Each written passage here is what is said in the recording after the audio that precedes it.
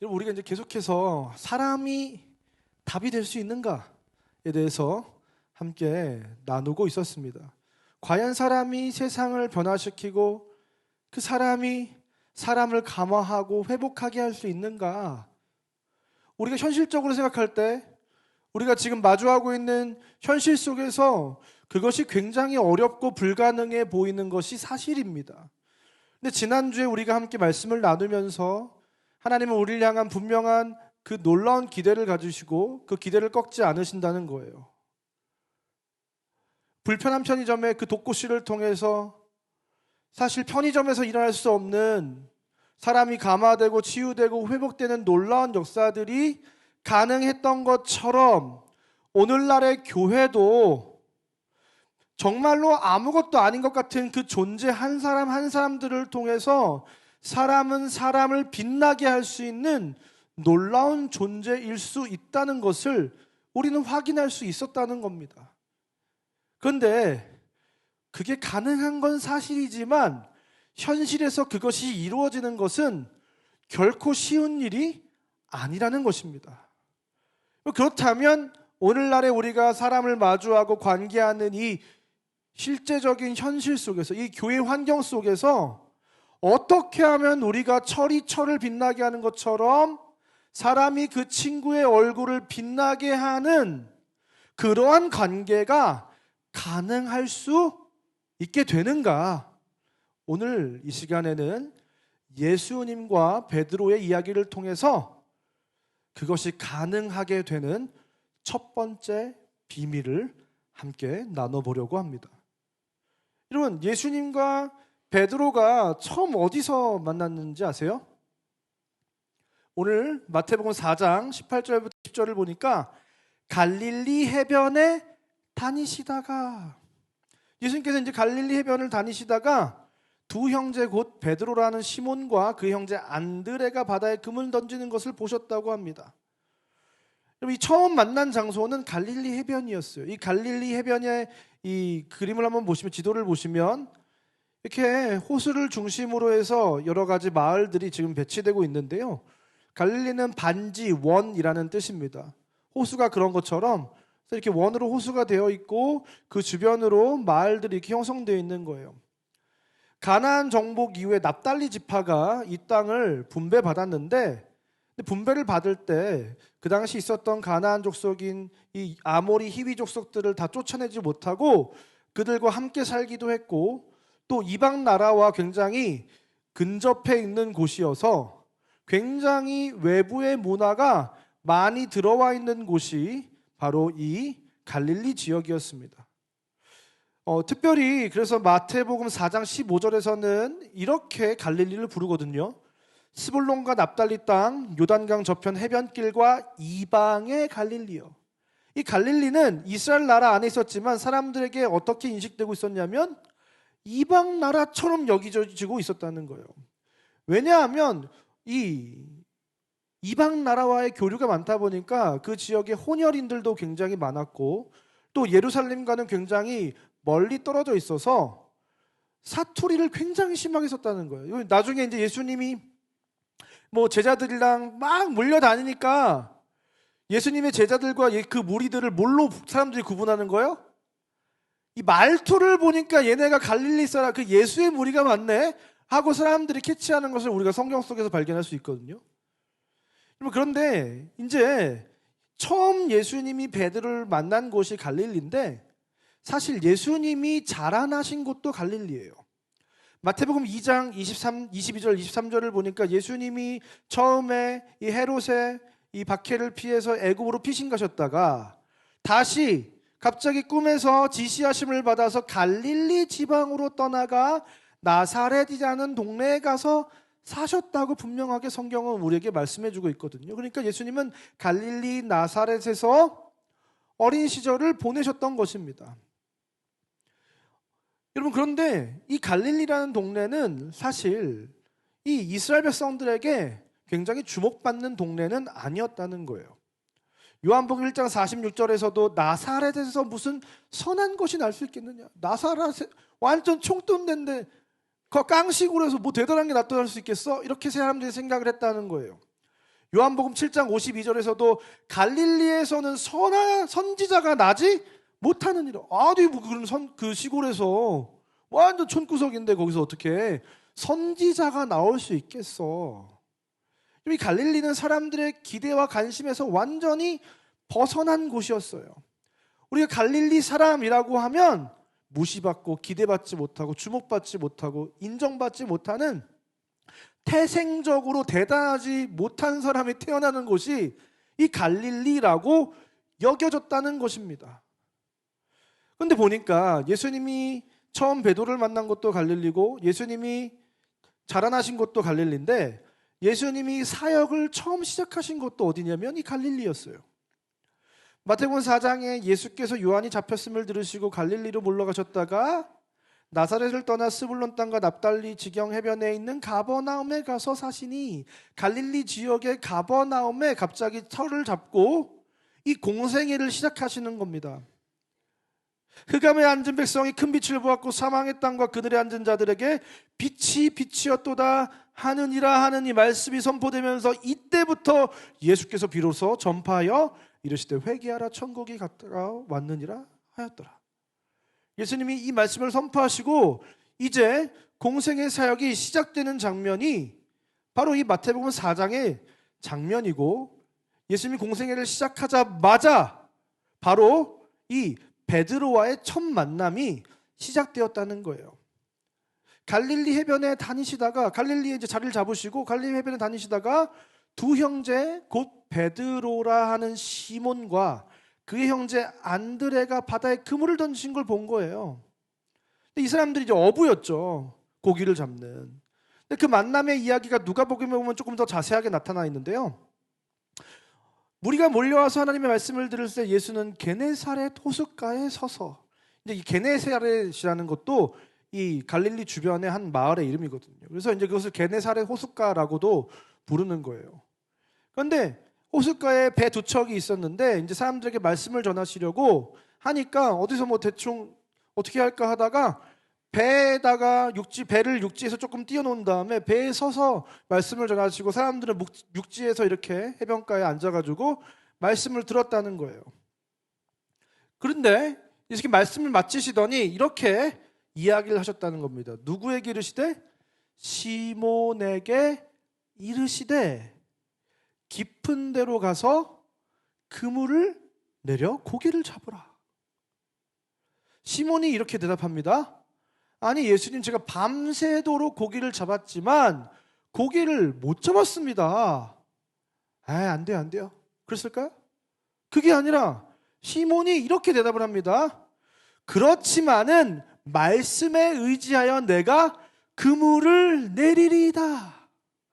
시몬이 예수님의 말씀을 의지해서 그물을 내린 겁니다. 근데 그때 어떤 일이 벌어지는 거죠? 고기를 잡은 것이 힘이 많아 그물이 찢어질 정도로 고기를 많이 잡게 됐다는 거예요. 그래서 동무들을 불러다가 함께 겨우 운반해야 운반할 수 있을 정도로의 엄청난 물고기가 잡히게 되온 겁니다.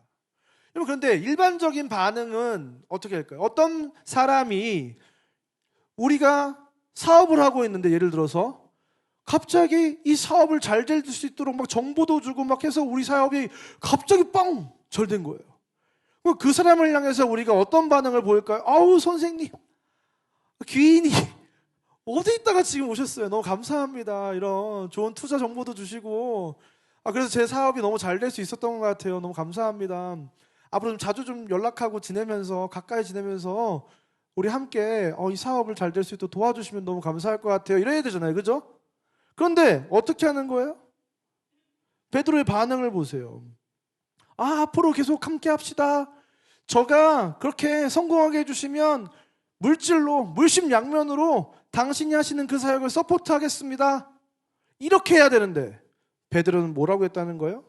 시몬 베드로가 이를 보고 예수의 무릎 앞에 엎드려 이르되 주여 나를 떠나소서. 나를 떠나달라는 거예요. 왜요?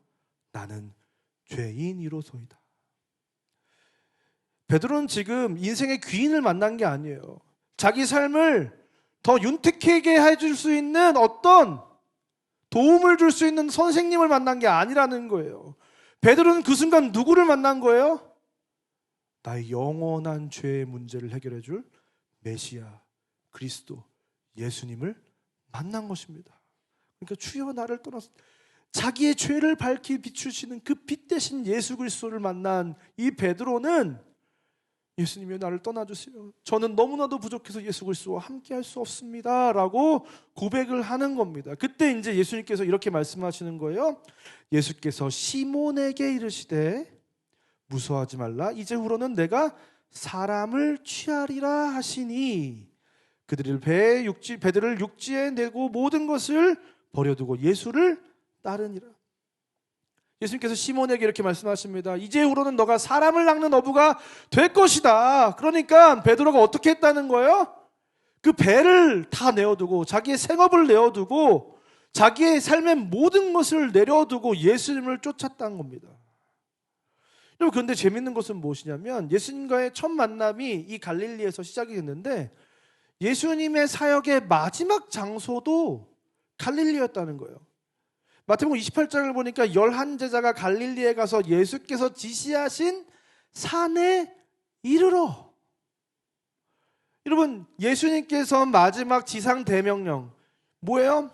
너희는 가서 모든 민족으로 제자를 삼아 아버지와 아들과 성령의 이름으로 세례를 주고, 이 말씀이 있잖아요. 우리가 너무나도 잘 아는 예수님의 마지막 명령을 선포한 그 자리가 어디였다는 거예요?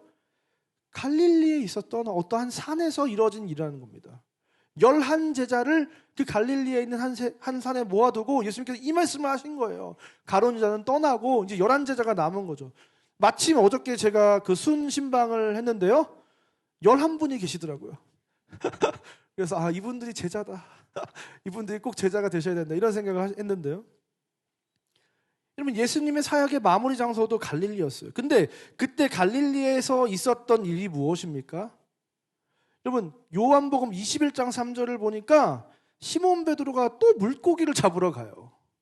예수님을 처음 만날 때도 물고기를 잡았는데 예수님을 마지막으로 만나는 그 순간에도 베드로가 물고기를 잡으러 갑니다. 그때 어떻게 했다는 거예요? 배에 올랐으나 그날 밤에 아무것도 잡지 못했다는 거예요. 그러니까 예수님이 또 찾아오셔서 이렇게 말씀하십니다. 얘들아, 너희에게 고기가 있느냐? 대답하되 없나이다. 없습니다. 고기를 못 잡았습니다. 그러니까 예수님이 이번에는 뭐라고 해요?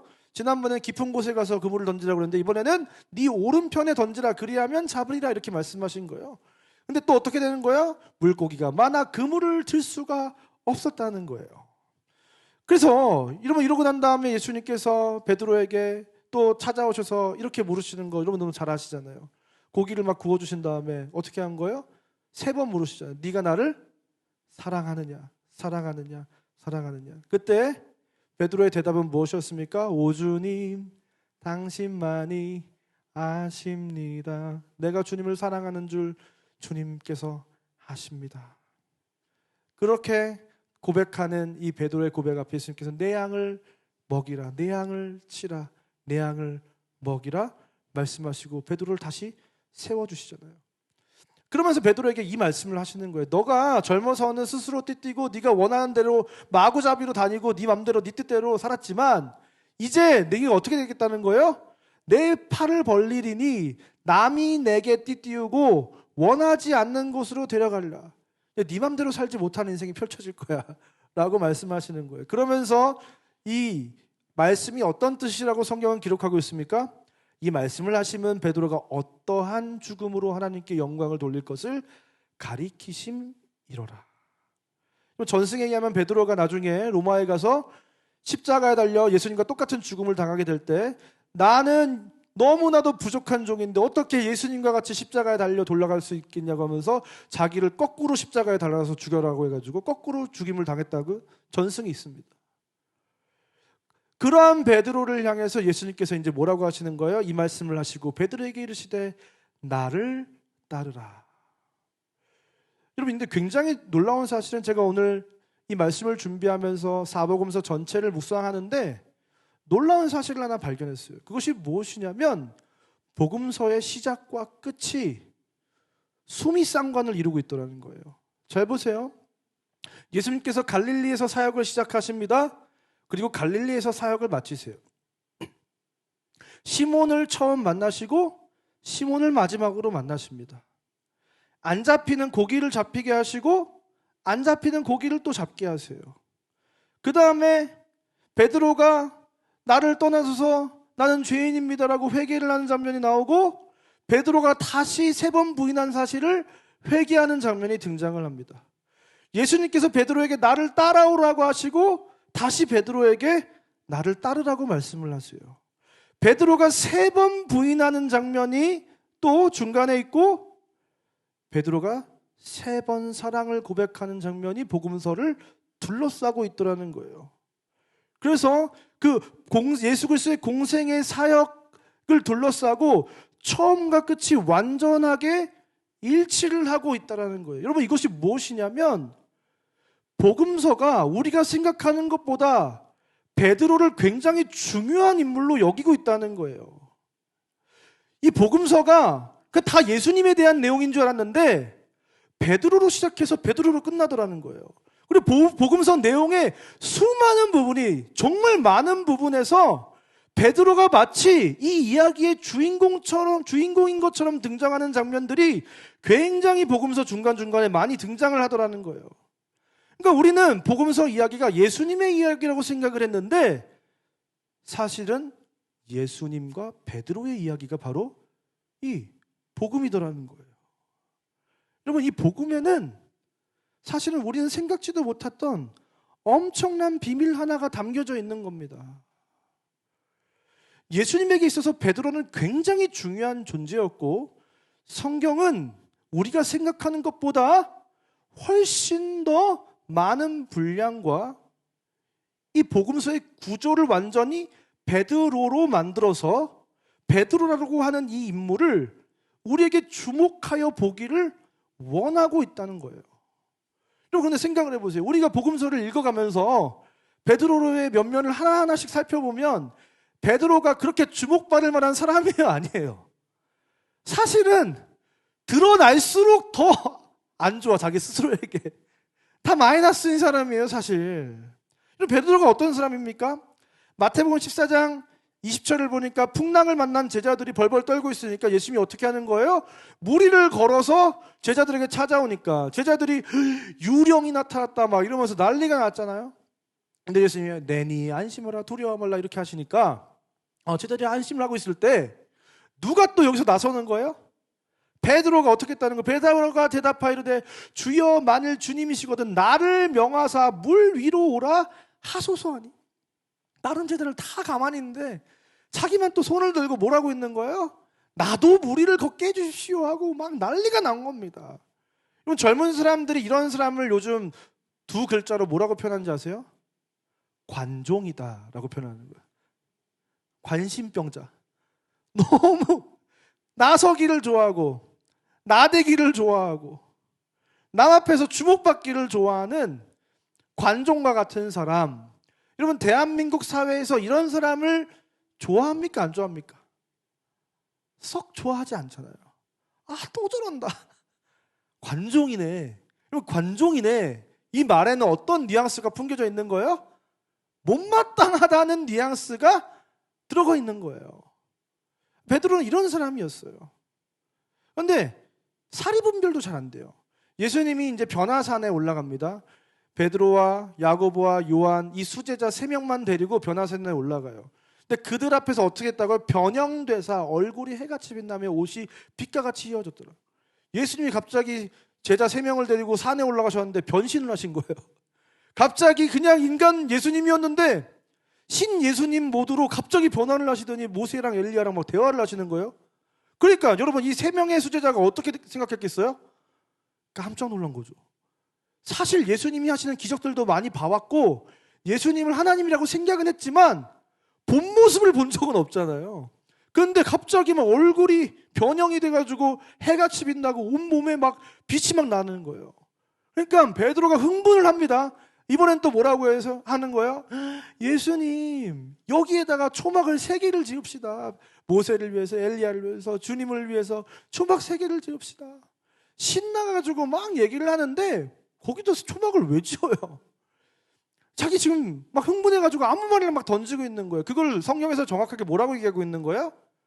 자기가 하는 말을 자기도 알지 못하더라. 그냥 아무 말이나 막 내뱉는 사람인 거예요. 그냥 자기 갑자기 생각이 나는 대로 자기 마음에 어떤 생각이 들면 막 내뱉고 보는 그런 사람인 거예요. 왜 이걸 보여주셨는지, 이걸 본 것을 너희 셋만 알고 절대로 함구하라고 하신 이유는 무엇인지 몰라요. 베드로는 그냥 그 순간 내 감정에 반응할 뿐인 사람이 베드로예요. 완전 단순 무식한 사람이 베드로잖아요. 마태복음 26장에 보니까 제자들에게 오사 그 자는 것을, 예수님 마지막 기도로 십자가에 달려가시기 전에 기도하러 올라가셨는데 제자들 다 어떻게 하고 있었던 거예요? 잠을 자고 있는 거예요. 그러니까 예수님께서 뭐라고 말씀하세요? 베드로에게 말씀하시되, 이번에도 베드로한테 말씀하십니다. 베드로에게 말씀하시되 너희가 나와 함께 한 시간도 이렇게 깨어있을 수가 없냐? 라고 말씀을 하시는 거예요. 그러면 어떻게 해야 돼요, 여러분? 인간적으로 예수님이 이 정도로 말씀하시면 우리 어떻게 해야 돼요? 허벅지를 꼬집어 가면서 뺨을 때려가면서 깨어 있어야 되잖아요. 그런데 어떻게 했다고? 다시 오사 보신즉, 기도하러 다시 가셨다가 다시 오셔서 보셨는데 어떻게 하고 있다는 거예요? 그들이 자니 또 잤다는 거예요. 인내심이 부족하고 자기 욕구와 감정에 충실하고 단순 무식하고. 사도행전 4장 13절에는 학문이 없는 범인이라고 표현을 하고 있어요, 베드로를. 그러니까 제대로 배우지 못한 사람이고 그냥 어부였고 그냥 평범한 사람이었지, 베드로는 대단한 사람이 아니에요. 대단한 사람이 될 만한 그 무엇도 베드로에겐 가진 것이 없어요. 그런데 얼마나 다혈질입니까? 마지막에 요한복음 18장 10절을 보니까 예수님이 잡혀가시려고 하는 그 장면에서 어떻게 했다고? 시몬 베드로가 칼을 가졌는데 그것을 빼어 대제사장의 종을 쳐서 오른편 귀를 베어버리니. 어부들은 항상 칼을 가지고 다니잖아요. 그물도 잘라야 되고 고기도 손질해야 되고. 어부 출신이었던 이 베드로가 칼을 가지고 다니다가 어떻게 했다는 거예요? 예수를 잡아가려고 하니까 대제사장의 종 말고를 귀를 잘라버렸다는 거예요. 잘라버렸다는 거예요. 여러분, 이렇게 다혈질적이고 폭력적이고 무식한 사람, 이 사람이 베드로였다는 거예요. 감정 컨트롤이 안 되는 사람. 근데 사실 그 중심에는 뭐가 있는 거예요? 예수님을 향한 열정은 있잖아요, 사실. 예수님이 하시는 거 나도 해보고 싶고, 나도 막 그 능력을 경험해보고 싶고, 예수님 사랑하니까 예수님을 너가 감히 해치려고 해? 순간적으로 그 사람이 막 귀를 잘라버릴 수도 있고, 그런 사람이 베드로였다는 거예요. 그러니까 쉽게 말해서 상남자의 완전 의리파, 의리 하면 김보성 씨처럼 의리 하면서 나 예수님 의리 하고 돌아다녔는데, 근데 결국은 어떻게 된 거예요? 의리를 외쳤지만 결정적인 순간에 예수님을 3번이나 부인했던 사람이 바로 이 베드로였다는 거예요. 나는 아닙니다. 저 베드로 아닙니다. 마지막에 어떻게 해요? 맹세하고 또 부인하여 이르되 나는 그 사람을 알지 못하노라. 예수님 저 모르는데요 라고 했던 사람이 베드로라는 거예요. 결정적인 순간에 완전히 상남자 의리는 어디 가고 겁쟁이 배신자로 변해버렸던 사람이 이 베드로였다는 겁니다. 그런 베드로가 무슨 예수님과 함께 공간복음, 이 사복음서의 주인공이 될 수 있나? 우리는 의문을 가질 수밖에 없다는 거예요. 그런데 베드로가 주인공이 될 수 있는 이 복음서에 한 가지 결정적인 단서가 있는데요. 그것이 마태복음 16장에 나오는 이야기입니다. 마태복음 16장에 예수님께서 갑자기 어느 날 빌립보 가이사랴 지방에 이르셔요. 사실 빌립보 가이사랴는 예수님이 잘 안 가시는, 사역에서 잘 안 가는 공간이거든요. 그런데 갑자기 어느 날 빌립보 가이사랴에 가시는 거예요. 특별한 목적이 있다는 거거든요. 근데 이 빌립보 가이사랴는 어떤 곳이냐면 이 로마의 초대 황제였던 가이사가 헤롯 대왕에게 수여한 도시가 바로 이 가이사랴 빌립보입니다. 이후에 이 헤롯 빌립 2세가 여기를 굉장히 발달시키면서 거기에다가 이 도시 이름을 가이사랴 빌립보라고 붙이는 거예요. 그러니까 황제에게 이렇게 잘 보이기 위해서 그 도시 이름을 가이사라고 붙인 다음에, 여러분 근데 그 당시에 로마에 아부하는 이런 사람들이 얼마나 많았겠어요?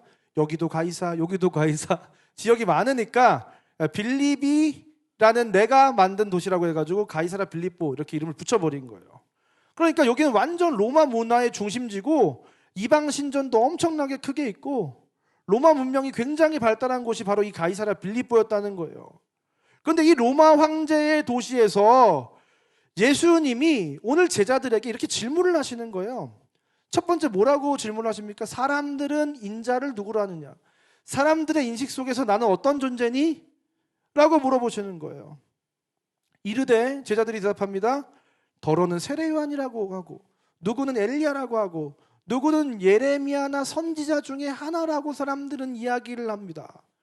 그때 예수님께서 또 물으시는 거예요. 그러면 너희는 나를 누구라 하느냐? 여러분 그때 이 베드로의 놀라운 신앙 고백이 여기서 나타납니다. 뭐라고 합니까? 시몬 베드로가 대답하여 이르되 어떻게 했다고요? 주는 그리스도시요 살아계신 하나님의 아들이시니이다.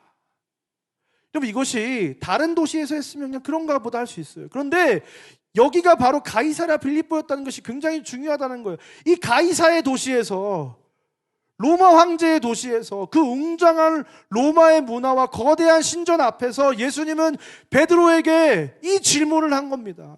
사실은 거기에 많은 제자들이 있었지만 예수님은 지금 베드로에게 질문을 한 거예요. 그런데 베드로가 이렇게 대답을 했던 거예요.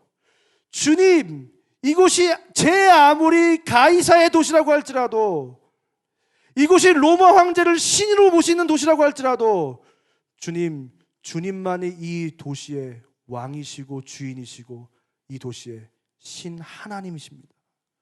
베드로는 그 고백을 그곳에서 했다는 사실이에요. 예수님이 기름 부음을 받은 그리스도, 기름 부음을 받은 왕, 제사장, 하나님의 아들 되십니다 라고 베드로가 고백을 한 겁니다. 그러니까 예수님이 어떻게 대답하시는 거예요? 예수님께서 대답하여 이르시되 바요나 시모나 내가 복이 있도다. 이를 알게 하시니는 혈육이 아니요 하늘에 계신 내 아버지시니라. 근데 칭찬은 아니에요. 잘했는데 바요나 시모나 네가 복이 있다. 사실 이게 너한테 나온 게 아니라 누구에게서 나온 거예요? 하나님 아버지가 깨닫게 하셔서 너가 지금 이걸 얘기할 수 있는데 깨닫게 하셔서 이것을 말할 수 있는 너가 참 복되다라고 말씀을 하시는 겁니다. 그러면서 말씀하시는 이 말씀이 굉장히 중요한 말씀인데요. 뭐예요? 또 내가 내게 이르노니 너는 베드로라 내가 이 반석 위에 내 교회를 세우리니.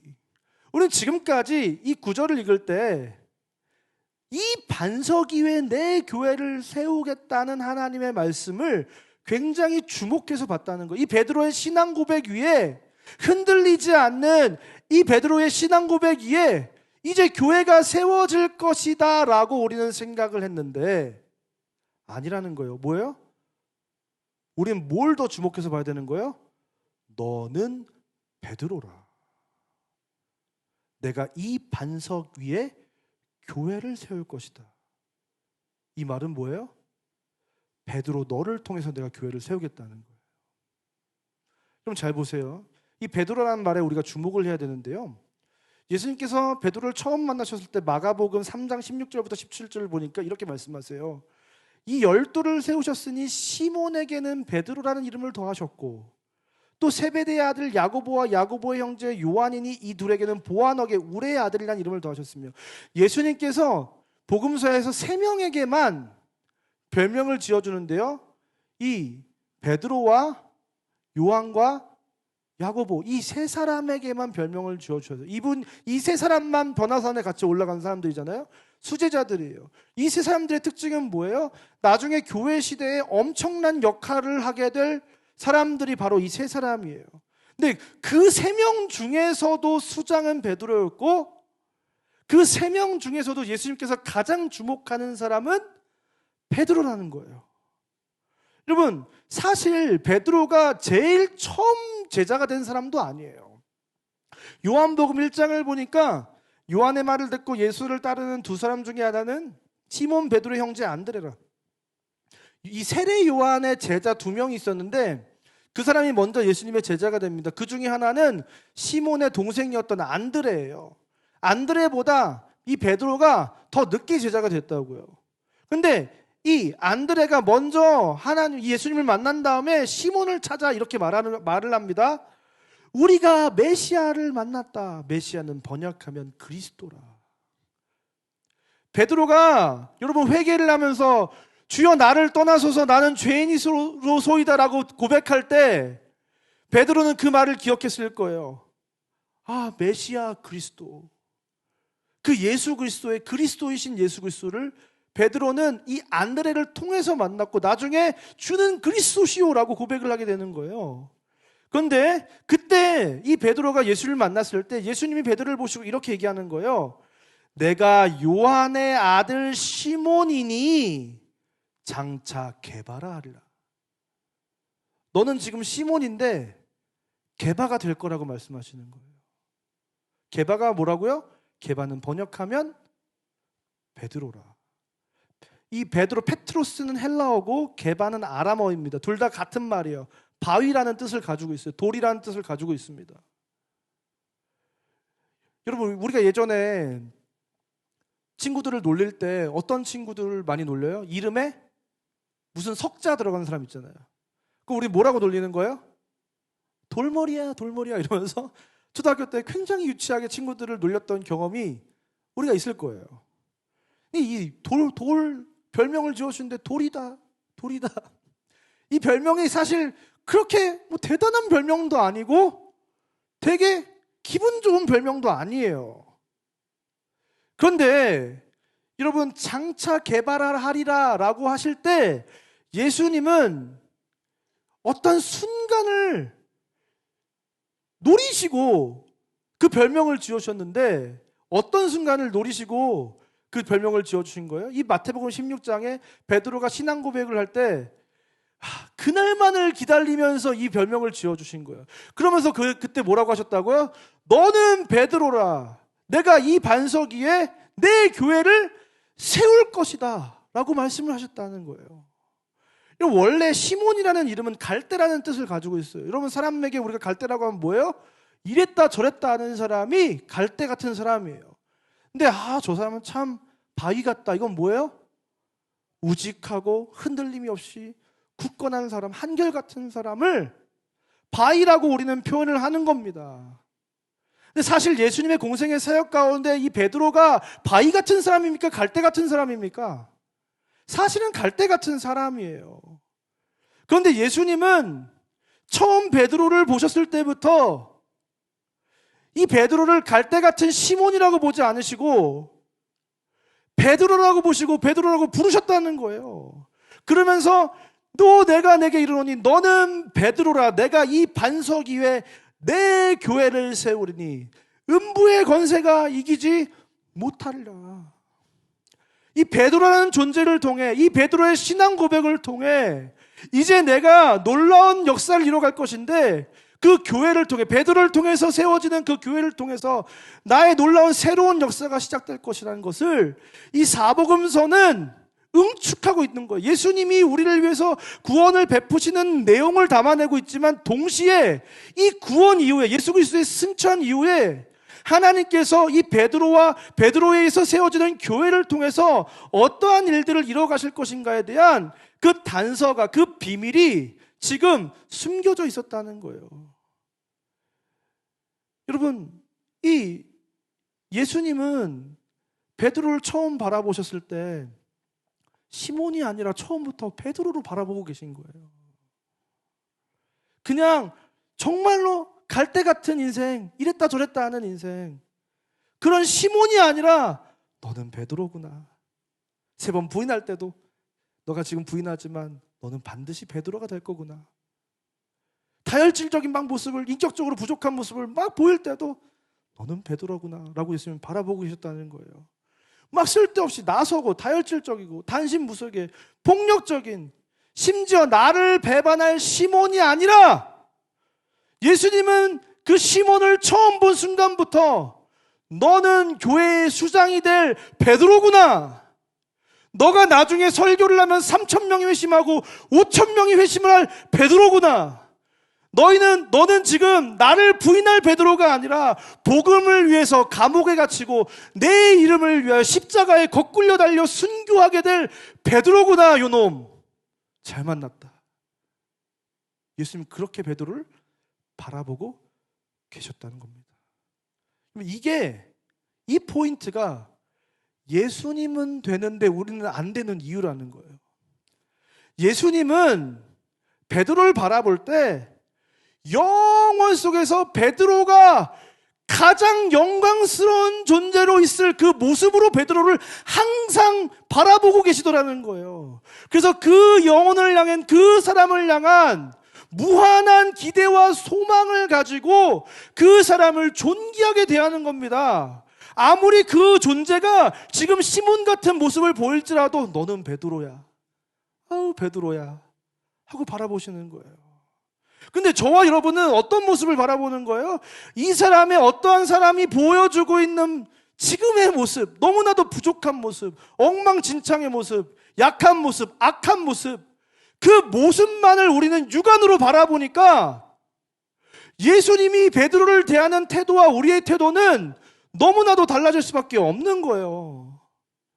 오늘 이 시간에도 지난 시간에 말씀드렸던 것처럼 보라, 형제가 연합하여 동감이 어찌 선하고 그리 아름다운고, 교회가 아무리 치고받고 싸우고 명예가 실추당하고 하나님의 영광을 드러내지 못하고 세상에 손가락질을 당하고 욕을 먹어도 예수님은 지금도 영원의 시각 속에서 교회의 최고의 방점을 찍을 그날을 바라보시고, 교회는 선하고 아름답구나, 아우 싸우네, 선하고 아름다운 우리 교회 아우 또 욕을 먹네, 아우 선하고 아름답다, 이렇게 계속 바라보신다는 거예요. 사랑하는 상국의 성도 여러분, 하나님께서는 저와 여러분을 시몬이 아니라 베드로라고 바라보고 계신 줄 믿습니다. 하나님께서는 지금 현재 우리의 모습, 너무나도 부족하고 연약하고 보잘것없는 엉망진창의 모습으로 우리를 바라보신 것이 아니라, 우리를 바라보실 때 영원 속에서 우리의 가장 빛나고 영광스럽고 찬란한 모습을 지금 우리의 현재로 바라보고 계시다는 거예요. 그래서 저와 여러분에게 오늘 필요한 것은 무엇입니까? 우리가 서로를 바라볼 때 그 영혼의 최고의 모습을 바라볼 수 있는 예수님의 눈이 필요하다는 거예요. 여러분, 오늘 이 말씀을 기억하시는 가운데 저와 여러분이 우리 서로를 예수 그리스도의 눈으로 바라보게 되는 놀라운 은혜가 우리 가운데 있게 될 줄 주님의 이름으로 축원드립니다.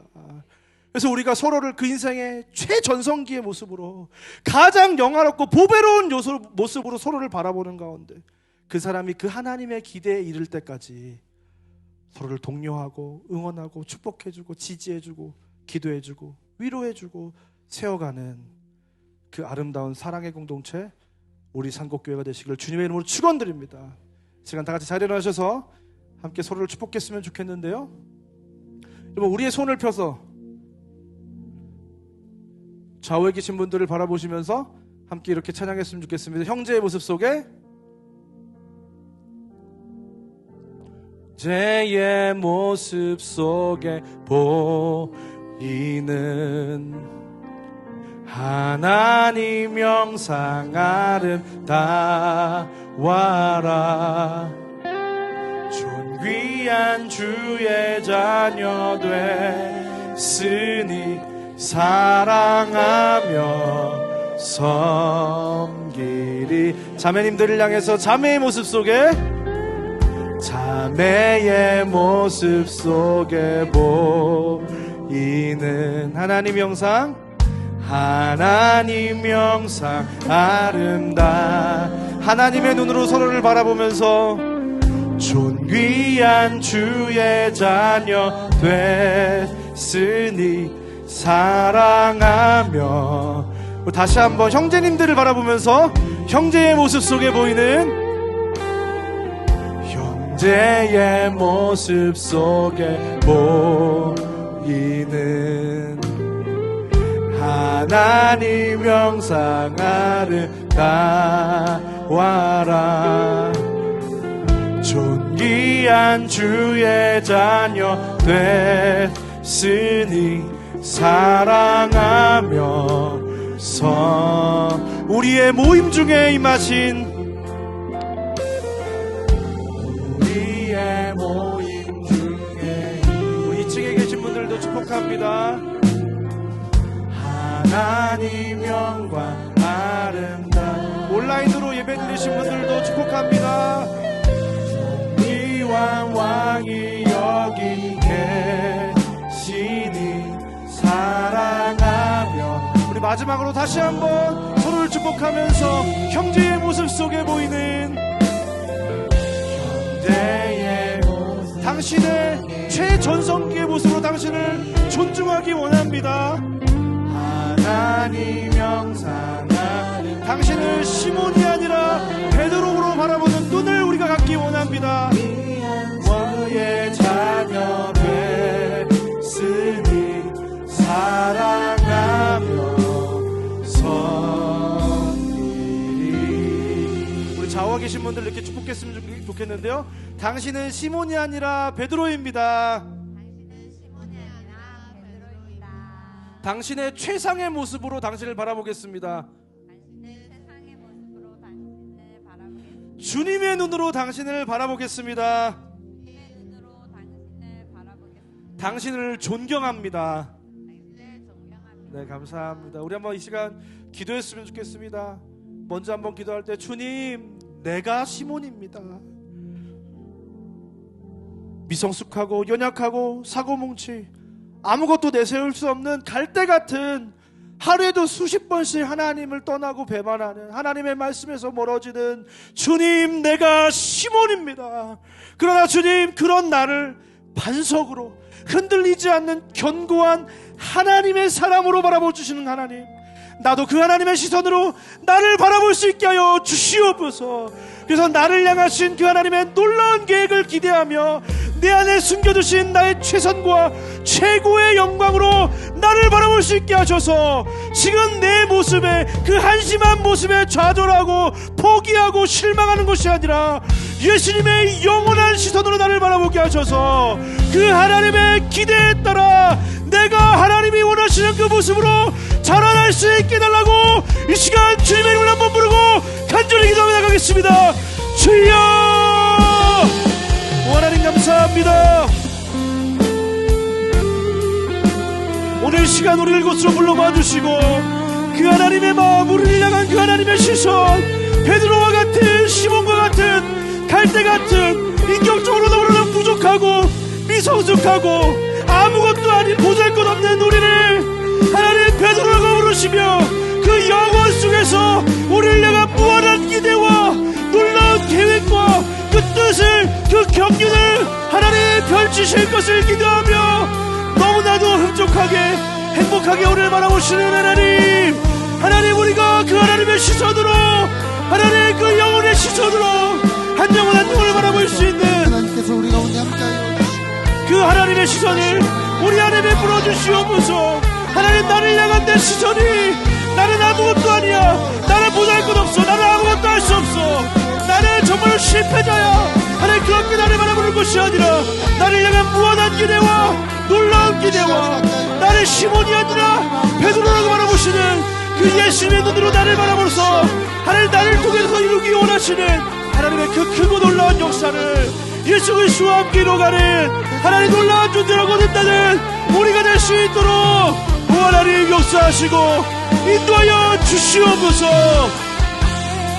이 시간 한 번 더 기도할 때, 주님, 우리가 서로를 시몬이 아니라 베드로로 바라보는 공동체가 되게 하여 주시옵소서. 서로를 향한 시선에 서로를 향해 기대해주고 소망해주고 서로가 그 하나님의 그 기대와 뜻과 경륜에 이르기까지 서로를 향해서 위로하고 지지하고 세워주고 축복하고, 그렇게 철이 철을 빛나게 하는 것처럼 사람이 그 친구의 얼굴을 빛나게 하는 우리 상곡교회, 서로를 가장 최상의 모습으로 예수님이 바라보는 그 시선으로 베드로 바라보는 우리 공동체 되게 해달라고 이 시간 주님을 부르고 기도해 나가겠습니다. 주여, 하나님 감사합니다. 이 자리에 모인 모든 베드로들 한 영혼 한 영혼을 너무나도 사랑하시고 복을 얻고 존귀한 하나님의 놀라운 사람들로 하나님 그 영혼 속에서 바라보시며 기뻐하시는 하나님, 하나님 그 하나님의 시선을 우리에게 허락하여 주시옵소서. 그 하나님의 마음을 우리에게 부어주시옵소서.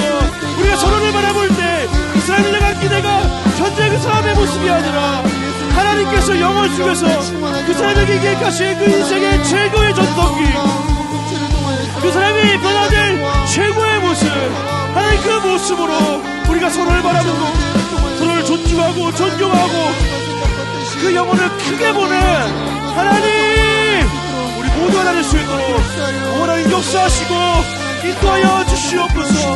하나님, 그래서 우리가 서로를 그렇게 높이 보고 존중하고 존경하는 가운데에 그들의 인생이 정말 하나님 안에서 놀라운 존재, 보배로운 존재, 새롭게 된 그 하나님 역사가 이루어질 수 있도록 또 하나님 역사해 주시옵소서. 그들을 가르치시고 책망하시고 꾸짖으시면서 그들의 인생을 향한 하나님의 놀라운 뜻을 이루어가셨던 하나님의 놀라운 뜻이 우리가 들어갈 수 있도록 하여 주시옵소서. 사랑하는 하나님, 참 감사합니다. 하나님, 우리를 시몬이 아니라 베드로라고 바라봐 주시니 참 감사합니다. 하루에도 수차례 하나님을 기억하지 못하고 하나님의 뜻에서 벗어나고 하나님을 배반하는 우리를 갈대 같은 시몬이 아니라 변함없이 하나님 안에서 굳건하게 서 있는 큰 사람으로 우리를 바라봐 주시고 그 베드로로 나를 바라봐 주시는 그 하나님의 놀라운 사랑, 하나님 너무나도 감사합니다. 하나님, 때때로 우리가 살아가는 동안 나 자신을 너무나도 낮게 여기고 나 자신 너무 보잘것없게 여기고 너무 가치없는 존재로 여기고 너무나도 실수하고 실패를 반복하는 우리 자신을 향해서 포기하고 낙심할 때가 많지만, 그러나 하나님, 우리가 우리 스스로를 바라볼 때에 시몬이 아니라 베드로를 바라보시는 그 하나님의 눈으로 우리 영혼을 바라보게 하여 주시옵소서.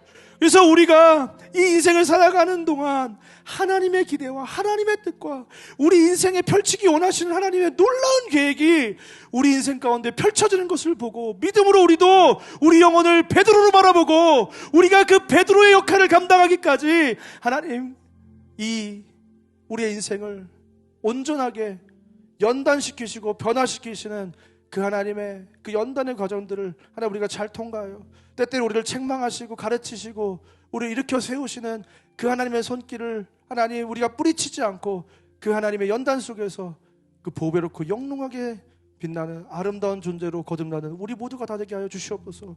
하나님, 우리가 서로를 바라볼 때 서로의 지금 현재의 모습이 아니라 초라한 모습이 아니라 연약한 모습이 아니라 악한 모습이 아니라 그 존재가 하나님 안에서 새롭게 변화되고 놀라운 존재로 변하게 될 그 존재의 최상의 모습, 최선의 모습, 하나님께서 그 인생을 향해서 계획하신 놀랍고 보배롭고 영화로운 모습으로 그 존재를 바라볼 수 있는 예수 그리스도의 눈을 우리 가운데 허락하여 주시옵소서. 그래서 그 존재를 바라볼 때 한심하게 바라보고 비난하고 정죄하는 인생이 되지 않게 하시고 그 존재의 가치를 알아봐주고 그 존재가 받을 것을 기대하면서 예수 그리스도의 뜻 안에서 철이철을 빛나게 하는 것처럼 서로를 세워주고 사랑 안에서 참된 말을 하고 서로를 지지해주고 위로해주고 기도해주고 격려해주고 세워주는 가운데 우리의 존재가 그 사람을 하나님의 기대에 이르기까지 세워주는 놀랍고 아름다운 존재, 그렇게 서로를 세워주고 보배롭고 가치 있게 만들어가는 우리 상곡교회 될 수 있도록 하나님 우리 안에 그 하나님의 눈을, 하나님의 시선을 하나님 우리 가운데 부어 주시옵소서. 이제는 우리 구주 예수 그리스도의 은혜와 하나님의 사랑과 성령 하나님의 감화 감동 위로 같은 충만한 역사가 오늘 이 시간 시몬을 베드로로 바라보시는 예수 그리스도의 눈을 이식받아 나의 존재와 상대의 존재를 보배롭고 존귀하고 가치 있는 존재로 여기며 서로를 세워주고 위로하고 격려하고 축복하는 아름다운 공동체로 거듭나기로 결단하고 돌아가는 이 자리에 모인 모든 주의 자녀들 머리 위에 이제부터 영원까지 함께 있을지어다. 아멘.